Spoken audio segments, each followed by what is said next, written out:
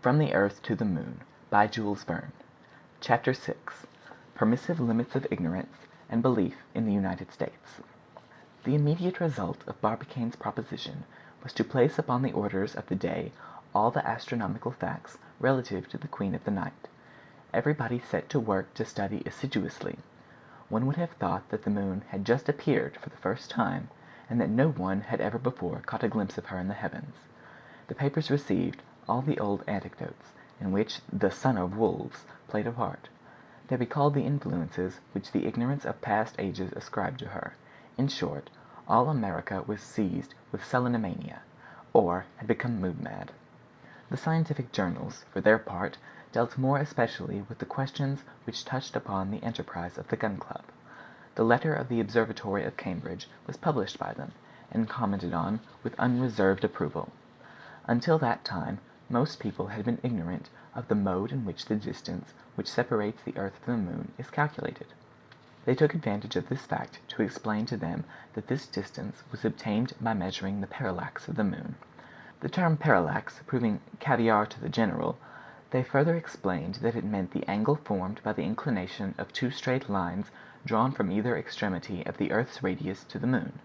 On doubts being expressed as to the correctness of this method, they immediately proved that not only was the mean distance 234,347 miles, but that astronomers could not possibly be in error in their estimates by more than 70 miles either way. To those who were not familiar with the motions of the moon, they demonstrated that she possesses two distinct motions, the first being that of rotation upon her axis, the second being that of revolution round the earth, accomplishing both together in an equal period of time, that is to say, in 27 1/3 days. The motion of rotation is that which produces day and night on the surface of the moon, save that there is only 1 day and 1 night in the lunar month, each lasting 354 1/3 hours. But, happily for her, the face turned toward the terrestrial globe is illuminated by it with an intensity equal to that of 14 moons. As to the other face, always invisible to us, it has of necessity 354 hours of absolute night, tempered only by that pale glimmer which falls upon it from the stars. Some well-intentioned but rather obstinate persons could not at first comprehend how, if the moon displays invariably the same face to the earth during her revolution, she can describe one turn round herself. To such they answered, "Go into your dining room and walk round the table in such a way as to always keep your face turned toward the center. By the time you will have achieved one complete round, you will have completed one turn around yourself, since your eye will have traversed successively every point of the room. Well, then, the room is the heavens, the table is the earth, and the moon is yourself." And they would go away delighted. So then, the moon displays invariably the same face to the earth. Nevertheless, to be quite exact, it is necessary to add that, in consequence of certain fluctuations of north and south, and of west and east, termed her libration, she permits rather more than half, that is to say, 5/7, to be seen. As soon as the ignoramuses came to understand as much as the director of the observatory himself knew, they began to worry themselves regarding her revolution round the earth, whereupon 20 scientific reviews immediately came to the rescue. They pointed out to them that the firmament, with its infinitude of stars, may be considered as one vast dial plate, upon which the moon travels, indicating the true time to all the inhabitants of the earth; that it is during this movement that the Queen of Night exhibits her different phases; that the moon is full when she is in opposition with the sun, that is, when the three bodies are on the same straight line, the earth occupying the center; that she is new when she is in conjunction with the sun, that is, when she is between it and the earth; and lastly, that she is in her first or last quarter, when she makes with the sun and the earth an angle of which she herself occupies the apex. Regarding the altitude which the moon attains above the horizon, the letter of the Cambridge University had said all that was to be said in this respect. Everyone knew that this altitude varies according to the latitude of the observer, but the only zones of the globe in which the moon passes the zenith, that is, the point directly over the head of the spectator, are of necessity comprised between the 28th parallels and the equator. Hence the importance of the advice to try the experiment upon some point of that part of the globe, in order that the projectile might be discharged perpendicularly, and so the soonest escape the action of gravitation. This was an essential condition to the success of the enterprise, and continued actively to engage the public attention.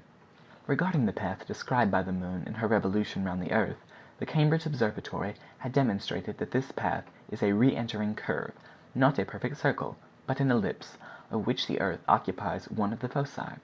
It was also well understood that it is furthest removed from the earth during its apogee, and approaches most nearly to it at its perigee. Such was the extent of knowledge possessed by every American on the subject, and of which no one could decently profess ignorance.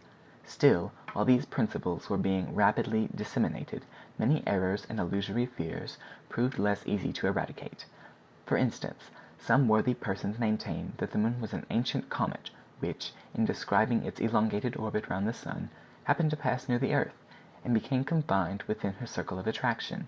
These drawing-room astronomers professed to explain the charred aspect of the moon, a disaster which they attributed to the intensity of the solar heat. Only, on being reminded that comets have an atmosphere and that the moon has little or none, they were fairly at a loss for a reply. Others again, belonging to the doubting class, expressed certain fears as to the position of the moon. They had heard it said that, according to observations made in the time of the caliphs, her revolution had become accelerated in a certain degree. Hence they concluded, logically enough, that an acceleration of motion ought to be accompanied by a corresponding diminution in the distance separating the two bodies, and that, supposing the double effect to be continued to infinity, the moon would end by one day falling into the earth. However, they became reassured as to the fate of future generations on being apprised that, according to the calculations of Laplace, this acceleration of motion is confined within very restricted limits, and that a proportional diminution of speed would be certain to succeed it. So then, the stability of the solar system would not be deranged in ages to come. There remains but the third class, the superstitious. These worthies were not content merely to rest in ignorance. They must know all about things which had no existence whatsoever, and as to the moon, they had long known all about her. One set regarded her disk as a polished mirror, by means of which people could see each other from different points of the earth and interchange their thoughts. Another set pretended that out of 1,000 new moons that had been observed, 950 had been attended with remarkable disturbances, such as cataclysms, revolutions, earthquakes, the deluge, etc. Then they believed in some mysterious influence exercised by her over human destinies, that every Selenite was attached to some inhabitant of the earth by a tie of sympathy. They maintained that the entire vital system is subject to her control, etc. But in time the majority renounced these vulgar errors, and espoused the true side of the question. As for the Yankees, they had no other ambition than to take possession of this new continent of the sky, and to plant upon the summit of its highest elevation the star-spangled banner of the United States of America. End of chapter 6.